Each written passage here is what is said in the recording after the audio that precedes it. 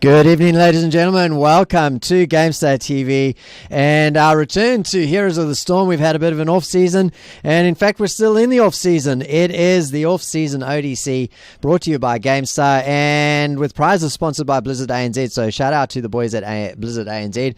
You'll see we're going to be taking things a little bit more casually, a little bit more relaxed today. We've got weird effects going on with the green screens and things like that. My name is Crisis.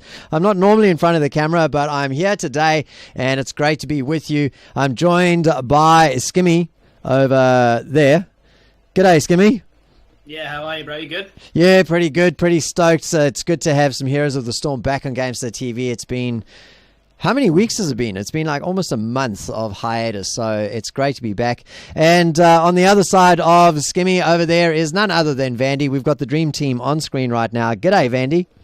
Oh, hey, Crisis. It has been a while, hasn't it? I was just trying to calculate in my head. I think, about 4 weeks now we've had a break. Yeah, something like that. Of course, a lot has happened since we were last on, since GameStar was last bringing Heroes of the Storm to you. We had the Blizzard ANZ Finals. We had a massive final series there. And congratulations once again to Nomia. Nomia, of course, are playing today, but they will not be playing in... Oh, they will be playing in the first week of Season 4, of course, because Season 4 starts on the 9th, and they'll be back by that point from the Western Clash. Yep, pretty much. So, from one to the other instantly. Yeah. Pretty well. I mean, they've got a bit more of a gap because I think they come back from the Western Clash on around about the 8th, and the first night that they're going to be playing is the 15th. So they actually do have a little bit of time between matches. Now, without further ado, what we want to do is we want to get into the first match, and hopefully I'll get an invite to a lobby in just a moment. We're going to be bringing to you Team DC versus 125, 125, 12. That is their actual name, 125, 125, 12. So we'll just call them numbers for the rest of the day. And this is going to be round one of the double elimination tournament that we're going to be bringing you today. So it's double elimination. Round one, we're going to have 6 teams play. So 3 matches in round one. They're all going to be played simultaneously. We're just going to bring one of the matches to you, and that's going to be Team DC versus Numbers. And once that is done, we'll be into round 2 of the winners bracket. All of the winners brackets matches are best of 3. The losers bracket matches are best of 1. So if you aren't sure of what the format is, now you know exactly what it is. Now, I think I might have gotten a message about something. What's happening with the lobby, Skimmy? Microphone is, quite crackling. A lot of feedback. My mic is crackly. Mm-hmm. Or there's just a lot of feedback in general. Is that for everybody or just for me? It's coming from your microphone, apparently, but it's on stream, so it might be all of us. All right, well, I'll go quiet, and Skimmy, you can take it away from this point. Sounds like a plan, Vandy. Yeah, looks like we got a lobby. I was just actually waiting to hear back as to what the map bans were, but we got a bit of radio silence, Vandy, so you seem to know a little bit more than me. Yeah, no, so we're just getting the lobby in, we're getting the teams all together. So I have already told the leader of, hang on, just grabbing the team names because we've got brand new fresh names as well. So 1251, so it's a long number. We're just going to call them 1251. And they're just making the lobby. And I think because they're the lower seed, we just need to see what Team DC have picked. Yeah, so I was just waiting actually for Space Phoenix to let me know if they wanted first pick or map choice. Yep. But it seems to be they've done everything behind closed doors. So as Yeah, long as they've we've got done a it in lobby to whispers. play in, I'm a happy chappy. They've done it in the DMs. They've slid into those Sliding DMs. into those DMs without us being able to spectate those DMs. Well, it says first draft team is going to be 125. So I think that means that Team DC have opted for the map choice and then given up first ban, if I read into it like that. But I'm not sure what the bans were. Let's have a look. It looks like GL Phoenix is going to be joining Space Phoenix in a duet with others in arms. That's so good. And then we also need to get Crisis in. Yeah, We need our obs in. No obs, no fun. Nah. But yeah, this is going to be really cool because this is the one-day competition. So this is a time for teams to trial out the new rosters. As Christ has already mentioned, it has been a bit of a hiatus with teams taking time off with the Season 3 off-season to play around, do those roster swaps that we know are available, and actually giving your team a chance to run out, see what they can do, see what they can accomplish. Scrims, quick match, team league, they have a fair bit of holding, but it really comes down to the competition. How can your team handle that pressure, that stress that comes with not only spectators, but also just the added pressure you're putting yourself as a player, thinking, well, this actually holds a fair bit of weight. So it'd be really cool to see how these teams do come about. And, no better way to kick it off with best of 3. Better than the best of 1, at least. Yeah, it's a lot fairer. So can you invite? And then I've also got the bans as well. So we've got the maps that were banned was Battlefield of Eternity and Warhead were banned. So no surprises there. Well, a little bit of a surprise on Battlefield of Eternity.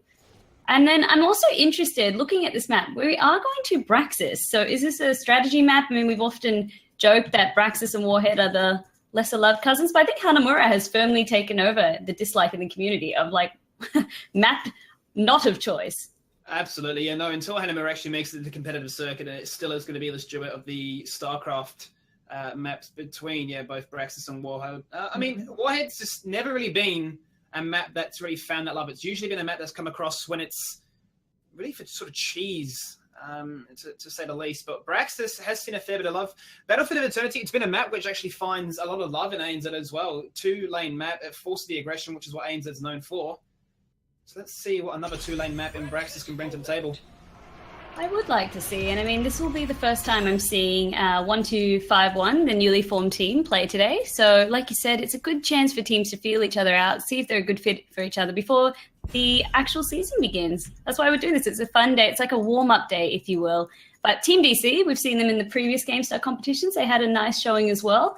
And it's good to see that they're returning back to the competition, more importantly. So they're keeping up that momentum. Keeping that momentum rocking and rolling. Team DC on the left, numbers on the right. Much easier than me going 1-2-5, 1-2-5 whilst the action's absolutely chaotic. Malthael is going to be the first ban, the first choice off the map. Obviously a strong pick when it comes to the Immortal Races. And despite the changes with the amount of balances that have come across in these recent patches, he is still getting respect. But the real talking point, Vandy, is big old Stukov. Even Stukov was addressed in the most recent patch that dropped, just, I guess, addressing a lot of the power he was finding in those early talents. But interestingly enough, it didn't look like there were major changes to his base kit, and that could be why we're seeing a ban on him, because left to his own devices, he can dish out some serious healing. The numbers that he can chart are pretty damn good. In fact, I think it was almost someone was comparing better than pre-nerf Lucio, and as we all know, that was high numbers coming out. What I really want to talk about is how Oriel has been first picked in here. Actually, I feel as if Oriel is going to be the go-to support for quite a while now, because we've seen Ufa really take that sort of lead as both a burst healer and a sustain healer, and he could just do everything. But with the recent changes and with the way that the meta is kind of shifting, Oriel is really folding into its own. But the changes really to Anub'arak haven't swayed his position. He's still going to be locked in as one of those high-priority tanks. May opt for the Locust Swarm depending on how this draft goes, but even despite those Cocoon changes, still a lot of love for the Beetle. Yeah, he's still as strong as he used to be. And a lot of that is just because of, by having that Cocoon, even the changes to Locust Swarm really bumped him up as a tank, because often he was trying to be a solo tank. But Oriel, I mean, interesting that we've seen the first pick Oriel, but there's not really any follow-up. Instead, we're seeing a follow-up of Arthas and Ragnar, so really not giving away their cards. It doesn't matter, I guess, if the Valor or Gul'dan are banned. It's an interesting tactic. I guess they want to see what damage dealers do you think we're going to run. We want to see the rest of your composition before we pick our carries. And the solo laner, I mean, we're going to see Ragnaros up there versus perhaps Dahaka, the way it's looking at the moment. So in saying that, it will be pretty even. I think slightly more in favor of Dahaka, though. We've always debated on this one. It just depends on who can sustain the other. But I think Dahaka's in a better place. Yeah, the Ragnaros is an interesting pick. He's really fallen out of the fold of the meta for quite a while now, but to come back into it, I suppose it gives him the added benefit of the defense when that Punisher comes across, but also for the aggression if they want to desire it. But Arthas probably is the biggest talking point I want to discuss, Vandy, is we've seen Arthas really shut down these aggressive team comps. If you see Anub'arak and Dahaka in the front line there, you're thinking they are going to try and follow it up with something like the Greymane, something with diving potential, and hence why they want to take away the Ufa as well. Very smart. So we've seen two characters that have been nerfed, I guess. which is Stukov, and actually 3. We've got Malthael, Uther, Stukov, and then yet all of these are still respect banned. So it's more about their essential kit and the playstyle that they're offering, like you said, by keeping the carries such as a Greymane safe, which they have picked up. It would have been just a lot to deal with on the side. So by removing that, it's just, I guess, clearing the board of what counterplays they need. Yeah, so I like this from DC. They really read into that draft and understood where it seemed that numbers were going to try and change that direction with the draft. But it looks like Kael'thas is going to be locked in. So the double Firelords, this is a bit of a different direction. Not really what I was thinking when we look for that battery. They are going to complement it with the Vala, but the big sort of illusion, I suppose, is there is not that double frontline. Ragnaros can fit to a degree as a hybrid, but that's a lot of back-ended damage. Is it enough to try and sustain or even just peel for this hyper-aggressive comp that's coming out of numbers so far? So I guess Ragnaros was picked for that safe solo laner, and like you said, when the Zerg Rush is acquired to either assist or defend against that, so flex in that regard, but the damage will definitely be placed solely on Kael'thas and Vala to be their hyper carries, if you will. And Oriel's an interesting one. We always used to harp on about, oh, does she have a great battery? Does she have a great battery? But with the opening up of that Sacred Sweep build, effectively she can be her own battery at times, especially once you start taking the cooldown reduction on Ray of Heaven and you just keep spamming it. And as long as you're hitting heroes, you'll see her hope bar. She can be her own battery now. I really would have loved that Kael'thas to actually be Xayah. Xayah would have been the hybrid Tesla, if you will. Gives them another front line, gives them somebody to actually disengage as well with that expulsion zone. But they decide to go for the Kael'thas. So all-out aggression here from Team DC. They want the damage. They want the numbers to look good on the screen. And they're going to be versing numbers in 1, 2, 5 here on Braxis Holdout.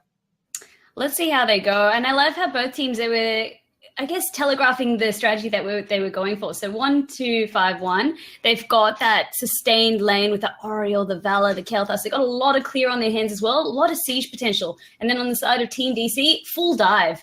That Jaina was an interesting pick at the end there. I mean, I haven't seen her much on this map. When I have, it's mostly she's picked for the wave clear. But I've seen her do well. I'm just saying it's an interesting pick. Was that in direct response to the Kael'thas? It felt like they needed mage. Did they want more lockdown, more crowd control? I don't know. I think Jaina's has really fallen out of the fold of things. She's so low in the tier. I mean, I want to talk about why was Gul'dan not chosen over her. Is it a case of you can't actually play Gul'dan? Because Gul'dan is arguably the best mage. Yeah. Even then, why not Li Ming? So the fact that Jaina's being picked up really springs to mind. It's a comfort hero as opposed to a meta pick. Couldn't have said it any better myself, Skimmy. That's exactly how I was reading into it, because Gul'dan was not banned. Neither was Li Ming. I mean, Li Ming, perhaps people are saying it's a bit hard in these lanes. If you go on from the side lanes, yeah, but like Li Ming and Anub'arak, it just was also a denial pick, say if instead of the Kael'thas, they wanted to go for it. But we know Touch Me, he loves that Kael'thas. It's his go-to hero of choice. Maybe this is Space Phoenix's hero of choice. So it's all about the comfort picks down in here. And I mean, you want to put your best foot forward, right? Absolutely. You want to start this series off with a bang. You don't want to go dropping on down, get that tilt into gear. To start your day off with, let's get introducing for these teams in this best of 3 to start the day off with. Team DC on the left in the blue. Touch Me on his promising Kael'thas. Luminum playing Oriel. Luffy on Arthas. Idaloo on Ragnaros. And Bismarck on Vala. And we've got team 1, 2, 5, 1. Oh, sorry if I've done the numbers wrong, but we've got Space Phoenix playing Jaina, Proto on Kharazim, Gwyd on Dahaka, Tyrion on Anub'arak, and Alex Chan on Greymane. Easiest way to do that one, Vandy, is we're going to call them team numbers, because when we are popping off with these comms, I'm not screaming out 1, 2, 5, because I am going to have a bit of a moment to myself. But this is, I mean, 2 promising teams. As I was mentioned from Grumpshot before, these are 2 teams from the Onyx Discord. So Onyx putting in a lot of work as an academy, if you will, to bring some teams to the table. There goes that, the taunts, there goes that, the sprays. Interesting action as we jump into Minion Wave number 1. Let's go. Let's see what both teams have got. Instantly, that Anub'arak getting very, very aggressive, going in with the bow charge, not met with a lot. And I mean, you need to pick your trades carefully when you're in a lane with Oriel, because she will out-sustain you. Once the tap is gone, that's all you've got. And look at this. He's going to get popped. That's it. That's all it took. One Howling Blast. It doesn't even matter if the convection misses. The gravity lapse misses, because the Howling Blast is there as the follow-up. It's the insurance. It's the guaranteed damage that comes across. And it does mean that Anub'arak does fall. I was just going to say, he's biting off a lot of damage unnecessarily, and he pays the price in the end. That was it. You just did not need to be there. You need to respect what the composition is about. And Vala Kael'thas, they will siege you hard. That's what I'm talking about. And with that Oriole, Luminum on that Oriole, we've seen he really does love that hero.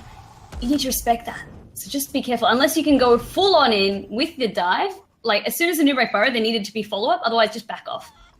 Well, let's talk about this. In terms of the matchup itself, there's a lot of CC to follow up when Arthas goes in, as opposed to just a one Impale and Burrow charge from Anub'arak. So when he goes in, he needs to have some impact, otherwise they're going to fall prey to this lane getting constantly pushed in. Right now, top lane's working in their favor as well. Ragnaros holding his own, keeping back Dehaka, but Dehaka should start to get the advantage once level 4 comes across with that increased essence. That's it. That's the matchup we were talking about. I mean, Ragnaros has so much sustain. I mean, that Q build has been nerfed quite a lot, but Dehaka has more, the essence that he can get from the lanes. And I'm just looking at what Dehaka has picked up. He has gone for the enhanced agility, but still, it doesn't really negate what his passive will bring, all the essence he can get. So it'll be a tough matchup for Space Phoenix has got a great little angle here. Actually went for the Blizzard, does not connect, and their opportunity once again is wasted. But Living Bomb is spreading around. What's going on? A bit of fun trying to sustain through that one. Alex Chan is forced to back away. Don't know if he has the tap available. He's threatening that he doesn't. Tyrion jumps in with the Burrow charge, knocking up 3. And this is a slugfest with people going back and forth. Alex Chan thinks he's got the numbers, and he does. Coming in with the jump, gets the pounce, and gets the kill. That was the trade that they needed to happen. But look at this. I hope Space Phoenix, she might get collapsed upon. It just takes one Detainment Strike. Absolutely. There he goes, the Flame Strike, and that's another stack for Convection. Aggressive stuff here from Touch Me. And that gives him a double cap. Space Phoenix, I mean, the positioning was to catch off, I guess, the side of Team DC, but it just worked so against him, as we saw. He just got completely collapsed upon. And on the side of who's capping more beacons, we can already see 72% being picked up on the side of Team DC. So great start. Not a bad way to start things out here. And looking in the bot lane, that's where the action is. Luminum call out as they all jump in. A huge Flame Strike onto 3, and they just get their turnaround. The burst is not there to take out Oriole, and the collapse as the turnaround from Team DC comes across. They pick up a double kill, nearly a triple kill, but they can re-establish a beacon in the bot lane. That's it, and I believe we're also seeing in that top lane, Ragnaros now putting back Gwyd, so it's tough now on the side of team numbers. They've got both beacons lost, and I mean, if your solo laner can't win the lane, it becomes very difficult if your bottom lane sort of wins. It just then forces out, you need to then rotate, pick up the top, but the reaction wasn't quick enough. Yeah, sustain is the name of the game when it comes to this map, and right now it's really working in favor of Team DC. As a result of the extra CC to collapse, make things happen, and result in those kills, and as a result of all that, they do get the full 100% Zerg wave. Full rotation in the top lane as they come across as the 4-man. The rest of those solo laners are going to respond to the bot lane, but the big sort of talking point, Vandy, is how Dehaka is getting absolutely bodied by this Ragnaros so early on. That was it. So it's very interesting because we saw Dehaka very capably controlling that lane. And I think once Ragnaros had picked up Catching Fire and then also picked up 7, I mean, by then you're starting to really snowball the hero and then get him underway. He can get a lot more sustain, and it's just not quite as obvious the sustain that Dehaka can have. As long as you're poking and bullying, Dehaka does not have range. A 2-level lead to start things off here on Brax's holdout, as it looks to be numbers pushing on in. This Zerg wave with a little bit of health left is looking to try and threaten the keep wall, and that would open up that wing condition as they can push on through with the next set of web weavers. But it's looking like a lot of damage is going to come across. Tyrion's going to jump on in, followed by Greymane. The synergy is there, but the turnaround is better. Greymane meets a bit of ice to his face, and well, bites off a little bit more than he could chew in the end. Oh, it's got to be painful. That was a massive push on the side of Team DC as well. So now we can see they've picked up a full level advantage, almost 2 levels, and then they will win that race to level 10. Unless we can see team numbers get a couple of lucky picks here. So they just need to use that Dehaka, use that crowd control train that you've got. I mean, with Jaina, you do have bursts on your side as well. You just need to make a pick happen. There we go. Looks like both teams are going to go for the Merc camps, and it seems to be that 1-2-5 aka numbers do get the better of that trade as a result of picking up that camp. And they are now going to go for the invades, looking to try and make things happen. As a result of that 2-level lead, still working in their favor. No ultimates, but it doesn't even matter. The CC is started. Howling Blast comes across. Great Laps to follow. Detainment Strike is there, and they pick up the kill. A flick of the whip, and a kill is picked up. 6 kills to 1. Not a bad way to start this thing off. Luminum just sending out the ribbon for the kill steal there, but really fantastic stuff. Look at how much crowd control they have at their disposal, Team DC. As you said, it was all about whether it's going to be Gravity Lapse or Howling Blast to initiate, and if not, you've got so many fail-safes. Oh, we've got Gwyd here. He needs to watch out. That fort is going to fall. Let's have a look at how many stacks of Convection have been picked up. 16 out of the 20 required. And with this siege and with them grouping up as hard as they are, Touch Me should be on the edge. Surely able to complete this one without the threat of being dived upon, without the fear, given they have the ultimates in their advantage. They can now threaten this keep in the bot lane. I mean, we were a little bit worried about how much damage Ragnaros could bring to the team, but looking at the damage numbers, I mean, we've got Touch Me 17k, Raggy on 15k, and Valor on 16k. So they are all quite equal in terms of how much damage they're dishing out to the enemy team. But then on the side of, I guess, the enemy team, it's just going to be all eggs on Greymane and Jaina. So yeah, 15k apiece. This hurts DC quite a bit because they are so far away from unlocking those ultimates. Beacons have spawned once again. They have to sacrifice it. All eyes need to be on at least holding one lane or just soaking. Full-on soaking. Utilizing the Dahaka. Right now, 3 members of DC have collapsed. Looking to try and take out Ragnaros. The team is rotating on through. There goes the Soul Fury Smash. Delays and does a fair bit of damage. He is dropped down to half, but the rest of the team are forced to disengage away. And Ubrak has come across. It's a 5-man unit. There goes the Convection. It's looking to get more stacks. But the full rotation comes across, the beacon is activated, and 50% has already been achieved, Andy. We know, I mean, Team DC, they know that they cannot fight just yet. With team numbers as well, very, very aware of that fact. That's why they are being so aggressive. I mean, Touch Me Aluminum, so low, but they cannot fight without that all-important heroic ability. Yeah. And with another Zerwave now, I'm worried. If they cannot hold on to a keep here, it could be disastrous, because if they get any picks, they could just punch on, as we're very, affectionate of saying. Much the same as Battlefield of Eternity. If you can get those initial objectives, yet the scaling isn't too intense, but if you have that advantage, in this case, you've got the level advantage as well as the talent advantage, you are looking to threaten keeps, and right now, top keep is a dead giveaway. Zergwave will be spawning in the bot lane, and they can just rotate through and completely expose and run rampant. And then it'll just take a couple of picks to then really just go for the win, that win condition. Oh, look at this. Look at how aggressive they're going in for Gwyd. Look at this! Touch Me is still not done with him. Wanted to put the living bomb on him as well. Team decided to back away, and he's like, well, look, I've actually got this Gravity Lapse. I can secure the kill, but they say, no, let's not get too greedy. And I like that. Let's not stick around. There's nothing else to be picked up here. Yes, they have now just unlocked those ultimates, but we are in such a commanding lead. This is our game to throw.